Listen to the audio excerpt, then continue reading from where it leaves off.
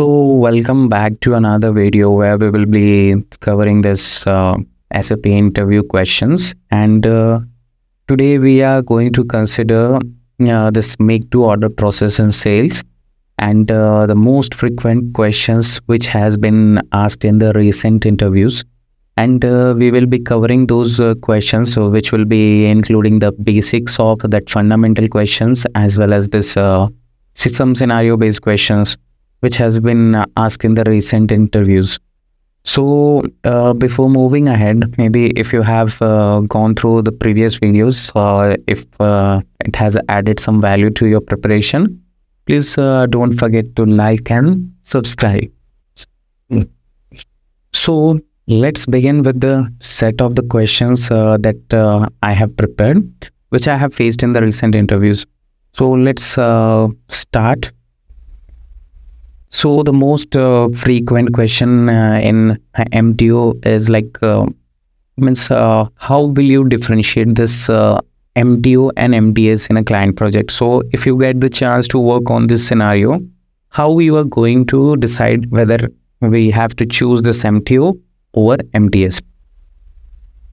So basically you can choose MTO when products are the customer specific. So which are high value and it cannot be stocked due to variability. So like a customized machinery or some engineering products. So this is not at that means that is not cost friendly.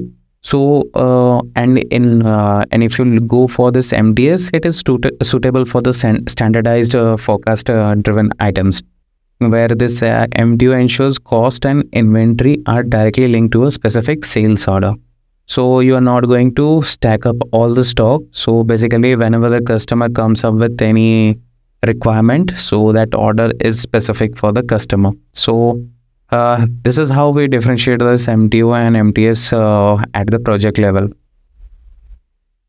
So this is the most basic question, and sometimes if you have not worked on this scenario, and if asked in the interview, you might not be able to answer this, because we most of the time think that it's a general order only, but there are some steps which are there, but in most of the interviews we might skip.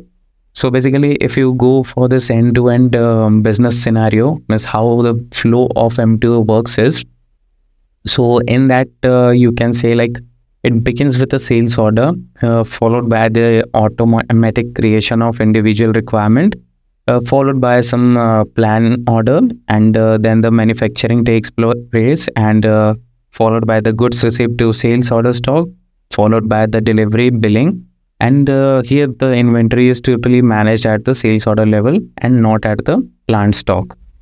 So this is how you can explain the end-to-end flow of this M2 process. So the another question is, so if you have given the flow of the MTO, and if you have mentioned that MTO in your resume, then this question is going to come for sure. So if you have explained this end-to-end flow of the MTO, then the most commonly asked follow-up question is like, give me the key configuration of the MTO, means how it can be enabled. So the first thing comes up is this item category.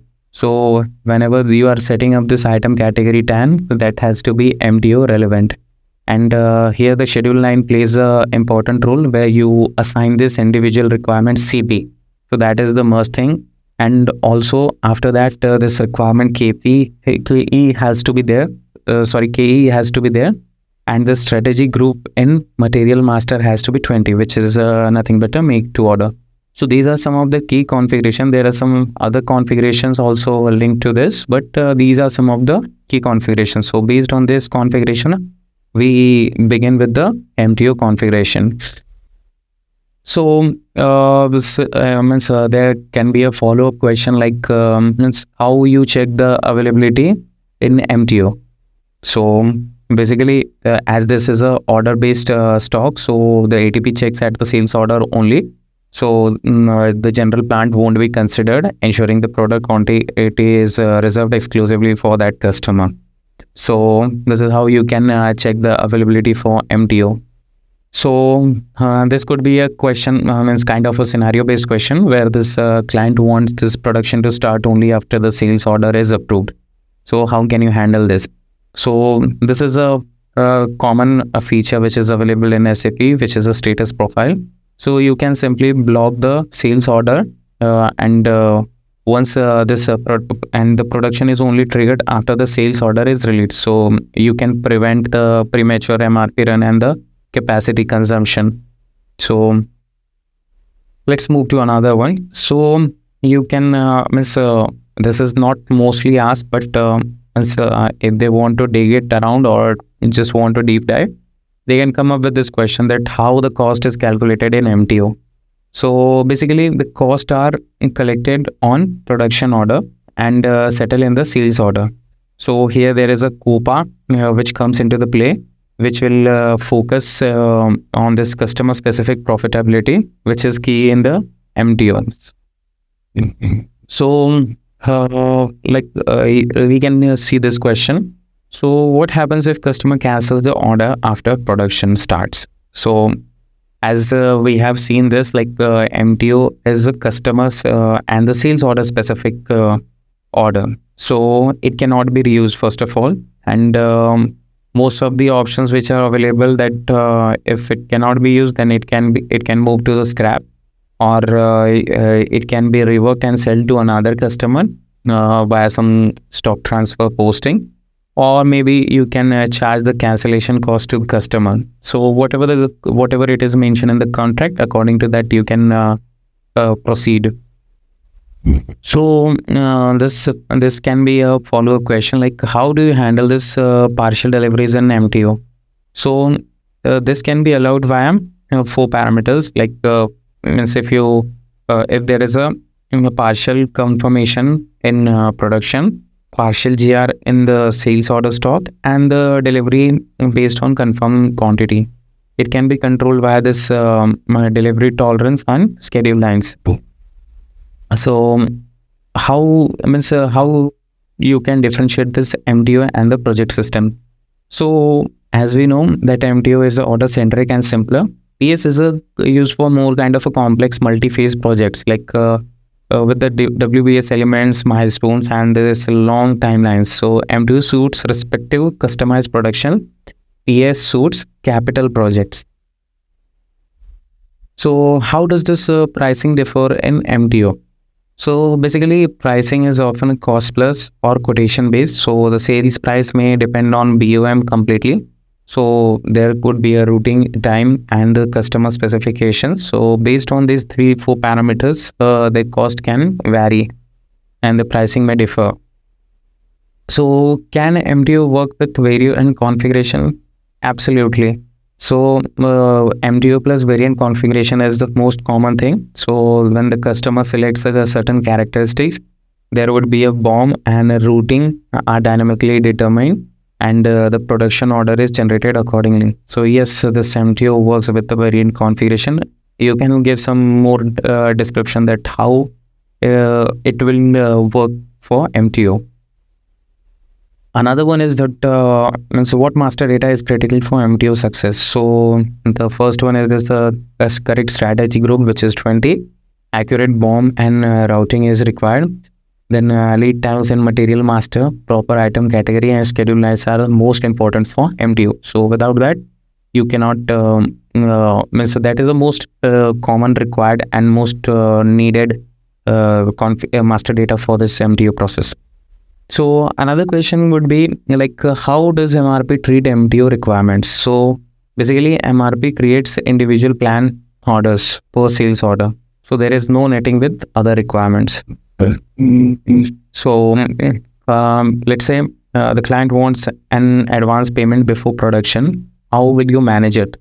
So we can use this milestone billing or the down payment thing. So down payment request will be received, payment posting will be done, and based on that, clearing will be done during the final billing. Another question could be, how do you prevent delivery before full production completion? And that's the basic thing, that you can use a delivery block. So once this completion confirmation is there, then only you can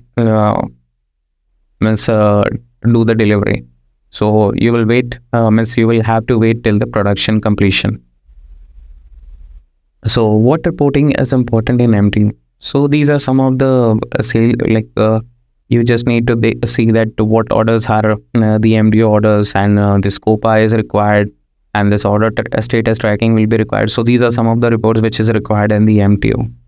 So this is kind of a complex question. So if some interviewer wants to check your means how the understanding of the cross functional cross module dependency and cross company transfers and all, so in that case they can ask you this. So like how do you handle this intercompany MTO?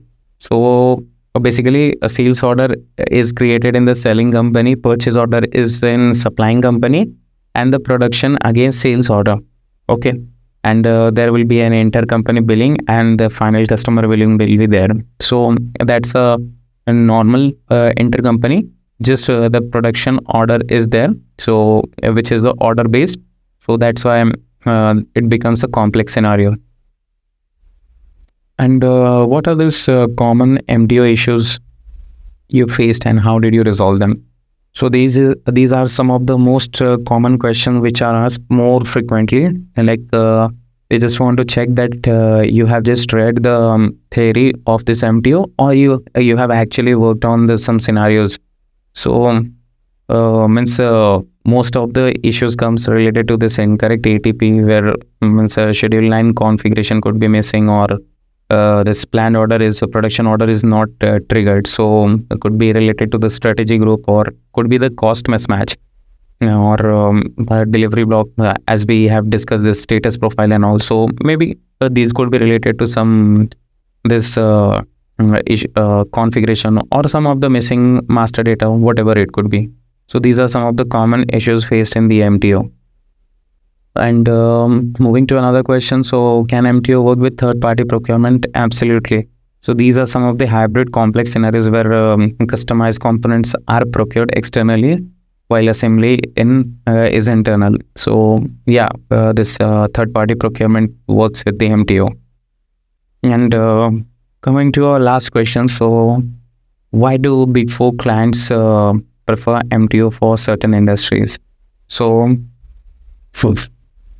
this you can see most in you can see in means Big Four interviews, like why you want to suggest and or you can recommend this MTO for certain industries. So whenever this customer specific costing is required, or zero finish goods inventory risk is there, and this accurate margin visibility is required, or some better compliance and audit traceability is required, MTO is the right choice. So these are some of the questions that have been asked in the recent interviews. So I prefer to create a video on this. So we'll see. We'll connect. We'll come back on this again, and we'll come up with some more questions on some other business process and all. So till then, thank you. Thank you for watching.